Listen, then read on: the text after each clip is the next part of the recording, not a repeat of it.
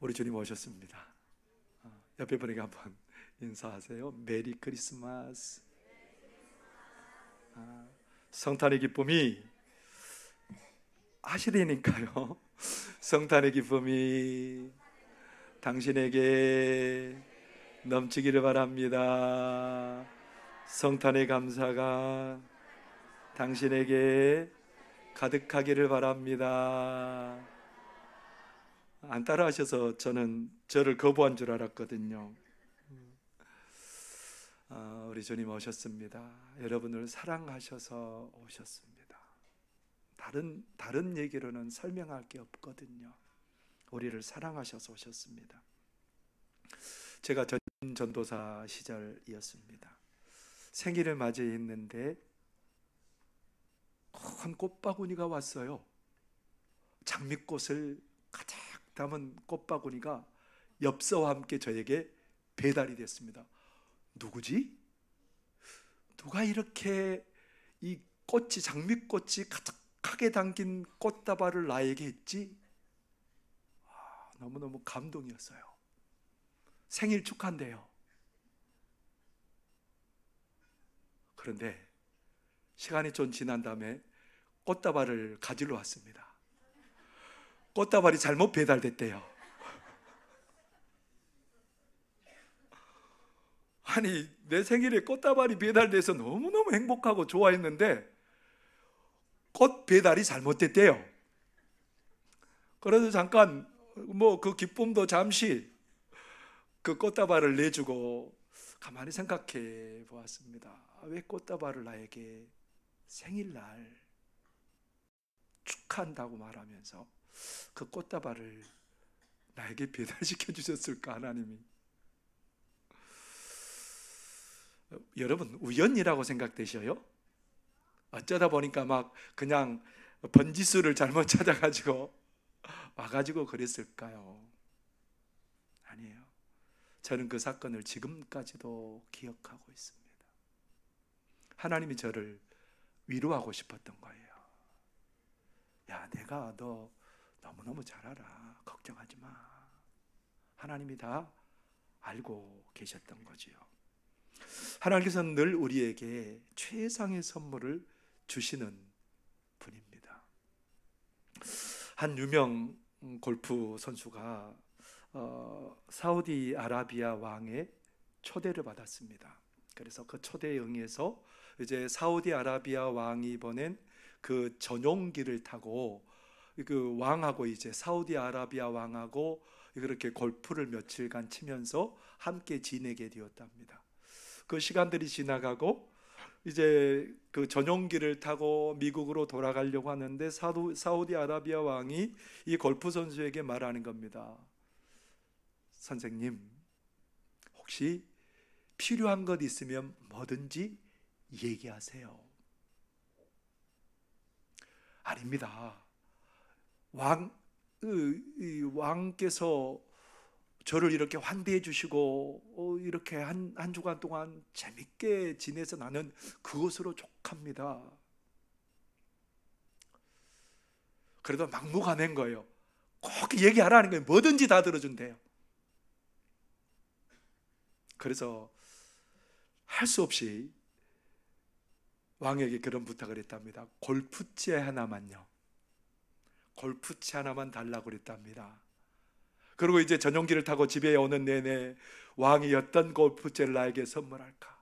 금으로 만든 골프채를 선물할까? 다이아몬드가 막 듬성듬성 박힌 그 엄청난 좋은 골프채를 나에게 선물할까? 설레는 마음으로 집에 왔습니다. 집에 와가지고 매일매일 어디를 들여다봤겠어요? 예, 골프채가 아니고 우체함을 막 매일매일 들여다보는 거예요. 언제 오나 언제 오나. 그 골프채가 얼마나 멋있을까 막 기대하고 하는데 좀 시간이 돼도 안 오는 거예요. 이 왕이 나한테 약속하고 거짓말한 거 아니야? 그렇게 생각하고 있는데 어느 날 기다리는 마음으로 우체함을 받는데 거기에 뭐가 있냐면 그냥 그 왕의 도장이 찍혀 있는 편지 한 통 왔어요. 세상에. 골프채, 금으로 된 골프채 기대했는데 뭐만 왔어요? 그냥 왕의 도장 찍어진 그 편지 하나 딱 왔어요. 너무너무 실망했어요. 실망하는 마음으로 그 편지를 열었답니다. 그 편지를 열었는데요, 그 편지 안에는 미국에 있는 커다란 골프 코스가 있는 골프장을 선물하는 기증서가 거기에 있었던 거예요. 골프채가 아니고요, 골프장을 선물로 왕이 줬답니다. 이 골프 선수 뭐 바랬을까요? 그냥 골프채 하나 좋은 거 얻으면 좋겠다 싶은 마음이 있었는데 이 왕의 생각은 달랐던 거예요. 왕의 생각은 골프채가 아닌 거예요. 이 선수가 평생 재밌게 골프를 칠 수 있고 할 수 있는 그 골프장을 이 선수에게 선물한 거예요. 여러분, 왕의 생각은 우리의 기대와 차원이 다릅니다. 우리가 섬기는 왕은 만왕의 왕이십니다. 우리가 상상하는 것보다 훨씬 크고 놀라운 사랑으로 우리와 함께 하시는 하나님이십니다. 우리가 처한 상황이 열악하고 척박할수록 우리 하나님은 그 사랑으로 여전히 우리 가운데 다가오고 계시는 하나님입니다. 우리 하나님, 우리에게 너무너무 부유하신 하나님입니다. 오늘 이스라엘 백성들이 살아가는 환경이 얼마나 척박한지 몰라요. 너무너무 척박합니다. 하루하루 숨쉬고 살아가는 게 너무너무 힘든 삶이었답니다. 그래서 이스라엘에는 로마 당시 식민지로 있었기 때문에 세리들이 막 많이 있었어요. 이 세리들이 뭐 하는 사람이냐면 같은 동족인 유대인들인데, 그 유대인들이 세금을 많이 걷어가지고 로마 나라에 얼마 정도 세금을 내고, 그리고 많은 세금들을 자기들이 호주머니에 넣고 부자예요, 세리들이. 근데 그 세리들은 누구도 상종하지 않아요. 그 세리들을 상종한 사람도 없을 뿐만 아니라 손가락질하고 매국노라고 그렇게 하고, 그들이 심지어는 살인 현장을 목격해도 세리들은 증인이 될 수가 없어요. 인간 아니라는 거예요. 이런 서로 분열과 갈등이 있는 사회가 행복한 사회일 수가 없지요. 이런 세상 속에서 대부분의 사람들은 하루 벌어서 하루 먹고, 그래서 하루 나가서 일 없으면 온 가족이 굶어야 되는 그런 척박한 환경 가운데 살아가고 있습니다. 그래서 이스라엘 백성들은 학수고대하는 게 뭐냐면 언제 메시아가 올까, 그거를 학수고대하고 살고 있었답니다. 경제적인 환경만 척박한 게 아니라 정치적으로 척박해요. 정치적으로 왜 척박하냐면 그들을 다스리는 왕, 여기는 분봉왕인 거죠. 사실은 로마에서 그렇게 임명한 왕인데, 이 사람이 그때 누구였냐면 헤롯 왕이었습니다. 근데 헤롯 왕이 유대인이 아니에요. 자기 동족이 왕이 되면 좀 그래도 봐줄만 하고 용납할 만 하잖아요. 그런데 이 사람은 에서의 후손이에요. 에돔 사람이에요. 그런데 이 헤롯이 어떤 사람이었냐면, 그래서 자기의 그런 여러 가지를 극복하기 위해서 이스라엘 백성들의 마음을 좀 돌려보려고 엄청난 성전을 짓기 시작한 거예요. 그리고요, 이스라엘 사람들의 환심을 좀 사보기 위해서 자기가 가지고 있는 금접시를 이렇게 내다가 팔아서 가난한 사람들, 굶주린 사람들을 도와줘요. 근데 이 사람에게는 치명적인 약점이 있어요. 어떤 약점이냐면 자기의 왕위를 조금이라도 위협하는 세력이 있다면 누구든지 가차없이 제거해버렸습니다. 그래서 그의 아내 미리암을 제거해버리고요, 그의 장모를 제거해버리고요, 그의 장남과 두 아들을 완전히 제거해버립니다. 미치광이에요. 여러분, 그런 나라에 어떻게 숨쉬고 살아갈 수 있겠어요?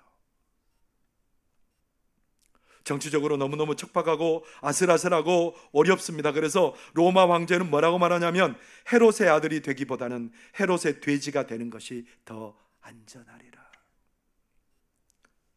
헤롯의 자녀 되기보다는 돼지가 되는 게 더 안전하다라고 얘기를 해요. 그런데 그렇게 자기 왕위에 집착하는 헤롯에게 어느 날 동방에서 박사 세 사람이 왔답니다. 박사 세 사람이 와가지고 뭐라고 말해요?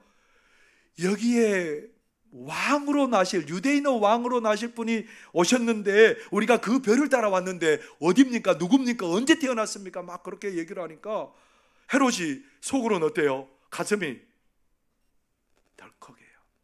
피바람을 일으킬 준비를 마음으로 하고 있는 거예요. 그래서 성경을 잘 아는 제사장들과 서기관들을 불러다가 언제 메시아가 나오냐 그랬더니 뭐라고 얘기했을까요? 미가서 5장 2절의 말씀을 그들이 알려주면서 오늘 6절의 말씀을 들려주죠. 6절 말씀 같이 한번 읽어보겠습니다. 시작. 또 유대 땅 베들레헴아 너는 유대 고을 중에서 가장 작지 아니하도다. 내게 산 다스리는 자가 나와서 내 백성 이스라엘의 목자가 되리라 하였음이니이다. 마음에는 칼을 시퍼렇게 갈고 있으면서 그 박사들에게 뭐라고 말해요? 당신들이 그분을 찾으면 나도 가서 그분에게 경배할 거니까 꼭 다시 와서 알려주십시오.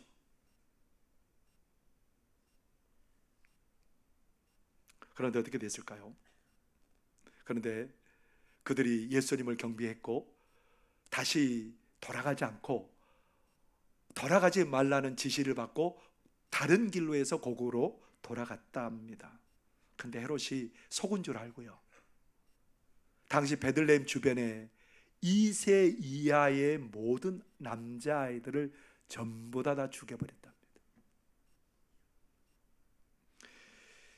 이런 엄청난 세력 가운데 살아가는 이스라엘 백성들이 행복했겠어요? 얼마나 힘들었겠어요? 척박했겠어요? 근데 이 당시 사람들은 이 동방 박사들은 뭐 하는 사람들이었냐면 별을 연구하는 사람들이에요. 뭔 연구하냐면 이 사람이 태어날 때 그 별자리가 이 사람의 운명을 좌우한다는 거예요. 그래서 그 별자리 어떤 별자리에 태어나는 게 좋으냐 막 그런 것들을 연구하고 있었던 거예요. 여러분 손금 한번 보세요. 손 한번 보세요. 손. 여러분 이 손금 하나에 사람의 운명이 좌우된다고 믿는 사람들이 있다면 여러분 뭐라고 그러겠어요? 얼굴 생김새가 사람의 미래를 좌우한다 그러면 뭐라고 그러겠어요? 웃기죠? 옛날 그 사람들은 별자리가 내 운명을 좌우한다고 생각해요. 그래서 어떤 일이 생겨도 그렇지 뭐 내 운명이 그렇게 태어났는데 뭐 어쩌라고. 여러분 경제적으로 정치적으로 그리고 여러 가지로 너무너무 열악하고 소망이 없는 시대를 살아가고 있었던 사람들이 그 사람들이에요. 그 사람들만 그런 게 아니고요. 오늘날 여러분 예수를 모르면 다 똑같아요. 오늘 경제적으로 좋다고요? 정치적으로 민주화가 이루어졌다고요? 부유한 나라가 부유한 삶을 살아간다고요? 아니요. 예수님 모르면 다 똑같아요. 죄에 이끌려 살다가 결국은 지옥 형벌을 면하지 못할 존재들이 우리들이거든요. 허무에 굴복하고 말 인생들이 우리들이거든요. 근데 여러분 이런 우리 불쌍한 인생들을 위해서 사랑이 많으신 하나님께서 외아들 예수 그리스도를 이 땅에 보내시기로 작정하셨습니다. 사랑 많으신 우리 하나님의 작정에 의해서 그 예수님께서 이 땅의 것만 바라보다가 죽을 수밖에 없는 우리 인생들을 위해서 하늘의 영광을 가지고 오셨답니다. 영원한 하나님 나라를 이 땅에 가지고 오셨답니다. 영원히 쇠하지 않는 그 은혜의 나라를 예수님을 통해서 이 땅에 가지고 오셨답니다. 그 예수님 때문에 죄의 문제가 해결되고요, 그 예수님 때문에 하나님과 원수된 문제가 해결되고요, 그 예수님 때문에 생명을 누리게 되고 하나님의 부요를 누리게 되는 그런 인생으로 우리가 바뀌어지게 되었답니다. 그래서 오늘 이 동방박사 세 사람이 선물을 가지고 왔대요. 예물을 가지고 왔대요. 그 예물 하나가 뭐예요? 황금. 뭐예요? 예수님이 왕으로 오셨습니다. 죄와 사망이 다스리는 이 세상 가운데 예수님이 오셔서 죄의 문제와 사망의 문제를 해결하시고 우리를 영원한 생명 가운데 인도하시는 왕이신 예수님이 우리를 다스린다라고 얘기를 하는 거예요. 여러분, 죄와 사망이 여러분을 다스린 게 아니라 이 땅에 오신 예수님이, 왕이신 예수님이 생명으로 여러분을 다스리는 줄 믿으시기를 바랍니다. 또 하나의 예물이 뭐였어요? 유향. 유향은 고대 시대에 제의적인 데 사용되었던 그런 게 뭐냐면 유향이었습니다. 우리 예수님께서는 왕으로도 오셨지만 제사장으로도 오셔서 우리 하나님께 나아갈 길을 활짝 열어주셨어요. 원래 길이 없었어요. 그런데 예수님께서 오셔서 누구에게로 나갈 수 있는 길을 마련해 주셨어요? 아버지 하나님께 나아갈 길을 완전히 열어주셨어요. 대제사장으로 예수님이 오셨답니다. 히브리서 4장 15절의 말씀 우리 함께 읽어보겠습니다. 시작. 우리에게 있는 대제사장은 우리의 연약함을 동정하지 못하시리가 아니요 모든 일에 우리와 똑같이 시험을 받으신 이로되 죄는 없으시니라. 우리 예수님께서 제사장이 되셔서 이제는 어떻게 하셨어요? 우리를 위해 우리를 어디로 인도해요? 하나님 아버지께 인도해요.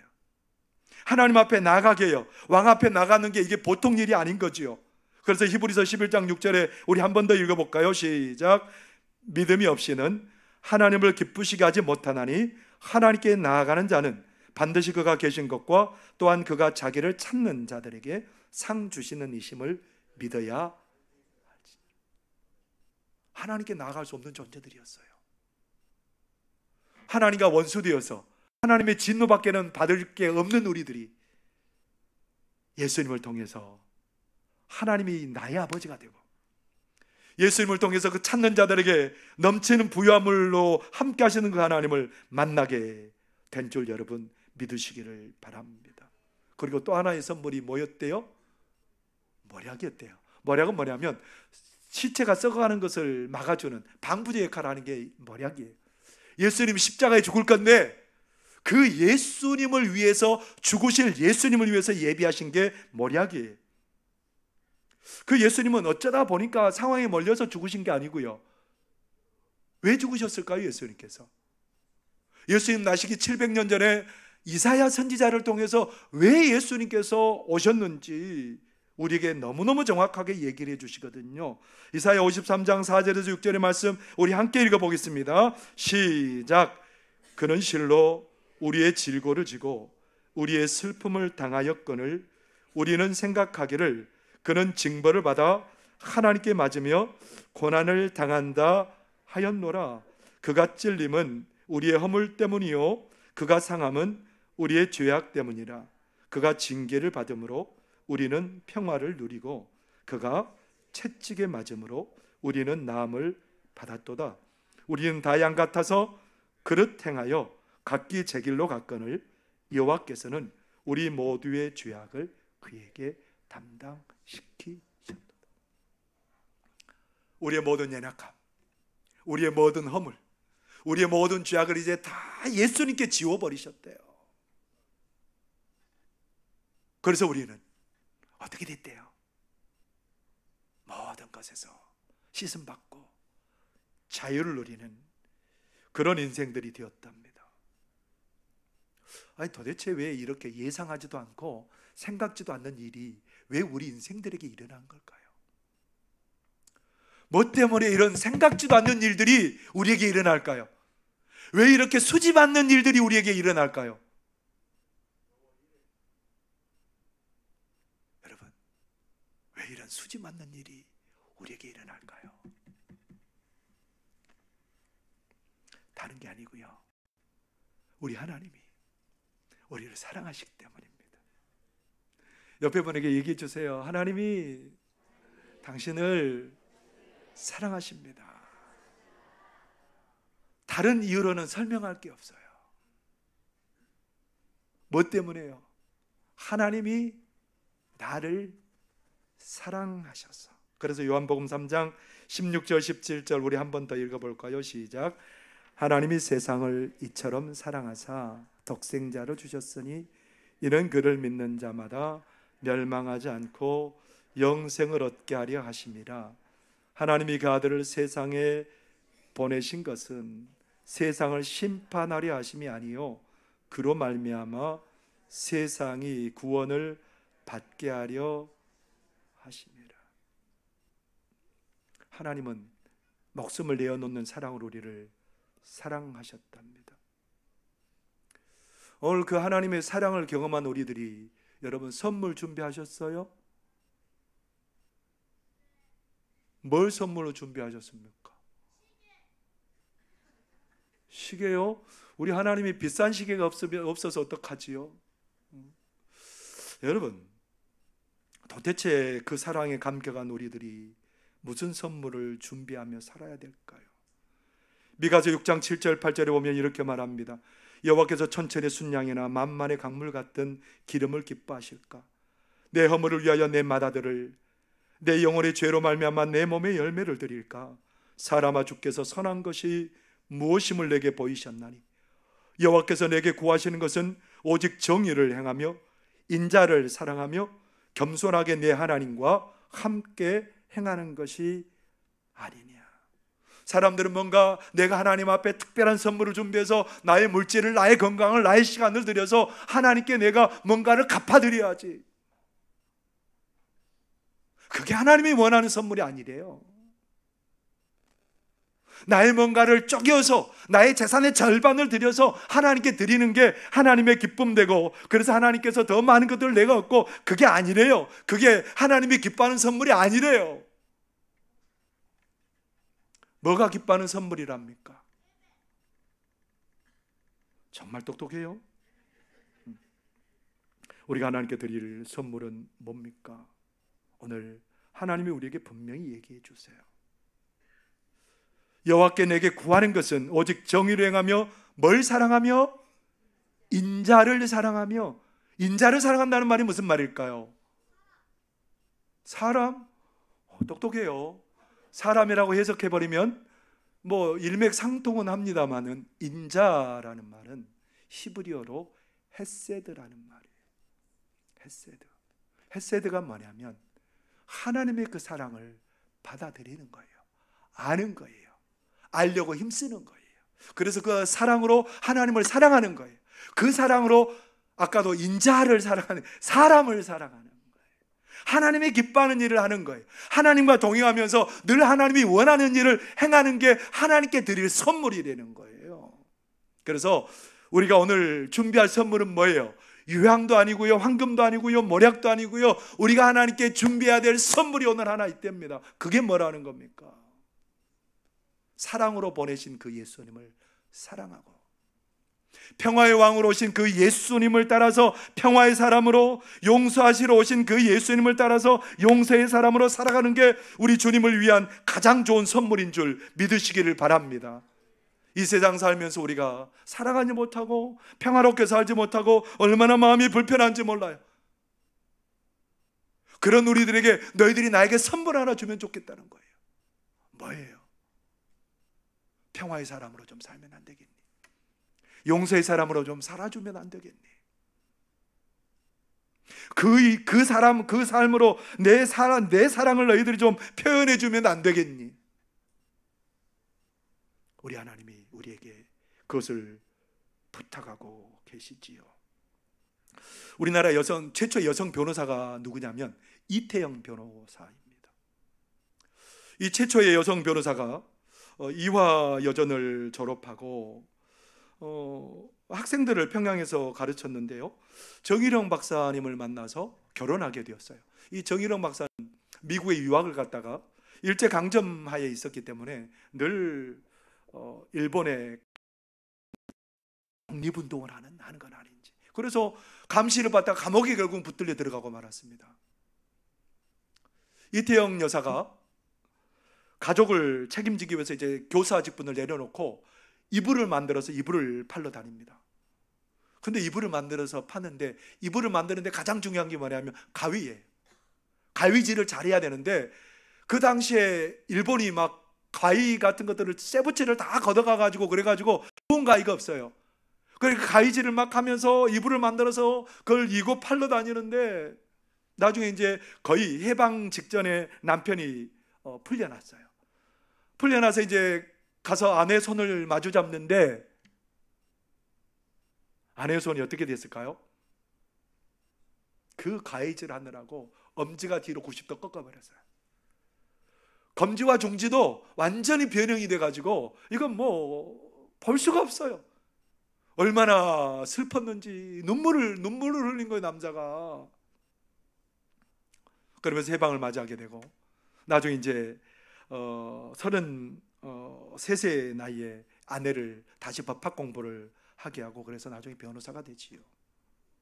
그리고 정일영 박사는 외국에 여행을 갈 때마다 늘 아내가 생각나요. 좋은 가위 하나만 있었으면 좋겠다라는 그 아내의 마음이 느껴져서 가는 곳마다 뭘 사오냐면 뭘 사왔을까요? 가위. 바위는 아니고 가위를 사왔는데 외국에 갈 때마다 뭘 찾아요? 가위. 그래서 그 가위 사온 것만 해도 200개가 나왔다. 무슨 말이에요? 그 아내의 그 사랑이 너무너무 감사해서 매번 잊혀지지 않아서 그 가위를 늘 사왔다는 겁니다. 여러분, 우리 하나님께서 우리에게 요구하시는 선물이 다른 게 있는 게 아니에요. 매번 매 순간마다 평화의 왕으로 오시고 용서를 선포하신 그 예수님을 따라서 평화를 선포하고 용서를 선포하고 살아갈 때에 우리 그 선물이 우리 하나님께 가장 귀하고 뜻깊은 선물이 될 줄 믿습니다. 선물을 준비하는 사람은 행복한 사람이에요. 선물을 준비하는 사람, 하나님을 위한 선물을 준비하는 사람은 행복한 사람입니다. 왜냐하면 하나님을 신뢰하기 때문에 그래요. 하나님을 신뢰하는 사람에게는 뭐가 없을까요? 그 사랑을 믿기에 두려움이 없어져요. 선물을 준비하는 그 마음에는 뭐가 있는 거예요? 하나님 향한 사랑이 있고 그 사랑이 두려움을 몰아내고 그 사랑이 하나님의 놀라운 복을 경험하도록 이끌어주기 때문에 선물을 준비하는 그 인생이 복 있는 거예요. 이스라엘 역사를 우리가 잘 알잖아요. 가장 우상이 많았던 때가 엘리야, 엘리사 선지자가 활동했던 때예요. 근데 어느 날 수넴 지역에 엘리사 선지자가 온 거예요. 수넴 여인은 감동했어요. 이 지역에 하나님의 사랑이 부어졌다고 감동해요. 그래서 뭐 하냐면 엘리사가 지나갈 때마다 좋은 방을 만들어서 위에 다락을 잘 꾸며서 이 엘리사 선지자가 쉬었다 가도록 해줘요. 하나님의 사랑을 아니까 이걸 해줘요, 선물을. 그랬더니 하나님께서 무슨 선물로 주셨을까요? 일평생 자기는 젖을 물려보지 못할 줄 알았어요.